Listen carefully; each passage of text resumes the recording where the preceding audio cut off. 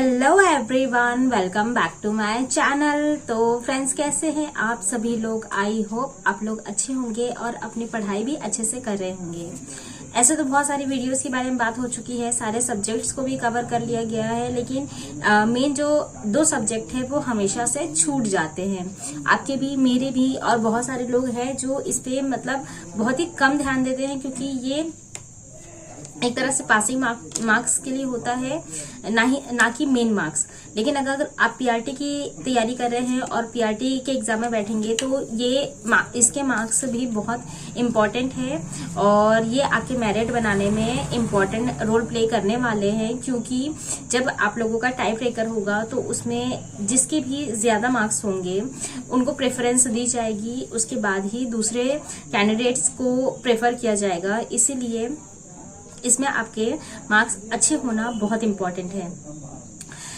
Easy subject होते हुए भी इसमें बहुत से लोग हैं कि मतलब जो हम लोगों का सब्जेक्ट है, सब्जेक्ट में अच्छे नंबर लाने पर मतलब यानी कि 80+ नंबर आने के बावजूद बहुत सारे लोग होते हैं जिनके मार्क्स हिंदी और इंग्लिश में, मैं बात कर रही हूँ हिंदी और इंग्लिश सब्जेक्ट की, लैंग्वेज पेपर की, जिसे पास करना इम्पोर्टेंट है। अगर आप इसे क्वालिफाई करते हैं, क्योंकि ये क्वालिफाइंग नेचर का है, अगर आप इसे क्वालिफाई करते हैं तो ही आपकी नेक्स्ट कॉपी चेक होगी। ऑब्वियसली मतलब आप लोगों का सब्जेक्ट जो भी है वो चेक होगा, वरना अगर आप इसमें क्वालिफाई नहीं करते हैं तो फिर आपकी कॉपी चेक नहीं होगी।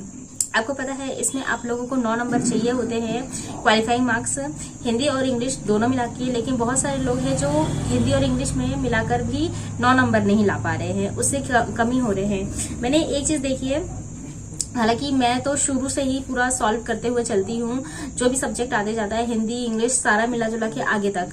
इसलिए मेरे कई बार ये भी होता है कि छूटते हैं तो मैं मैथ का ही छोड़ती हूँ, जो चीज हमसे नहीं बन रही है उसी को लास्ट में करती हूँ, जिसकी वजह से जो भी छूटना होता है वही छूटता है, बट कोशिश करती हूँ कि ना ही छूटे। लेकिन मैंने बहुत सारे लोगों की कॉपी देखी, मतलब जो हम लोगों के ओमार शीट होती है, इसे मैंने ध्यान दिया कि जैसे हम लोग सीटेट में करते हैं, सीटेट में नहीं, मेरे ख्याल से मैंने तो ऐसा कभी नहीं किया, लेकिन हाँ मैंने एक चीज देखी कि हिंदी और इंग्लिश में लोग गोले ही नहीं लगाते हैं। वो अपना सारा का सारा फोकस लैंग्वेज को छोड़ के, यानी क्वालिफाइंग नेचर के पेपर को छोड़ के पूरा ध्यान हम लोगों का सब्जेक्ट पे होता है। और सब्जेक्ट को सारा सॉल्व करने के बाद जब टाइम लास्ट में बचता है तो उसमें हिंदी और इंग्लिश में टिक लगाते हैं, नहीं तो फिर वो छोड़ दिया जाता है, बबल से उसके छोड़ दिए जाते हैं, गोला भरना, जिसकी वजह से सबके नंबर 9 से कम आ रहे हैं।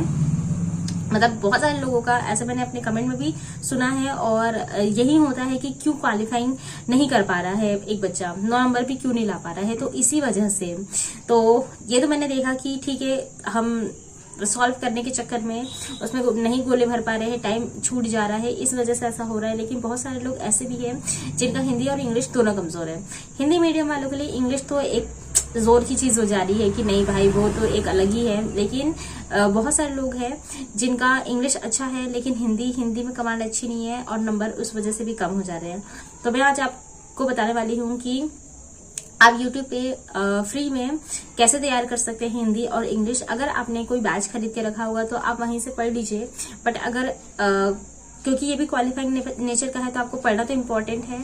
तो इसके लिए आप, मैं पहले हिंदी की बात कर लेती हूँ। हिंदी में आप बिहार अड्डा 247 है, इसका आपने देखा होगा, इसमें एक प्रियंका मैम है वो पढ़ाती है। क्योंकि अब थोड़ा साहित्य भी पूछेगा, इस वजह से तैयारी 3rd का जो लीक पेपर हुआ था उसमें साहित्य ज्यादा पूछ लिया था, तो इस तरह से आप उनसे तैयारी कर सकते हैं। इसके अलावा आपने गुरुजी वर्ल्ड तो देखा होगा, बट मुझे लगता है कि वो ज्यादा अभी क्लासेस लेते नहीं, लेकिन अगर आप उनकी पुरानी वीडियोस देखेंगे तो वो आपके लिए बहुत ही बेनिफिशियल हो जाएगी, क्योंकि आपको जितना भी ग्रामर है वो सफिशियंट है, तो इतना आप देख सकते हैं। इसके अलावा टीचिंग वल्ला करके चैनल है, आप लोगों को पता होगा, उस पर भी एक मैम पढ़ाती है, आप उनका भी देख सकते हैं।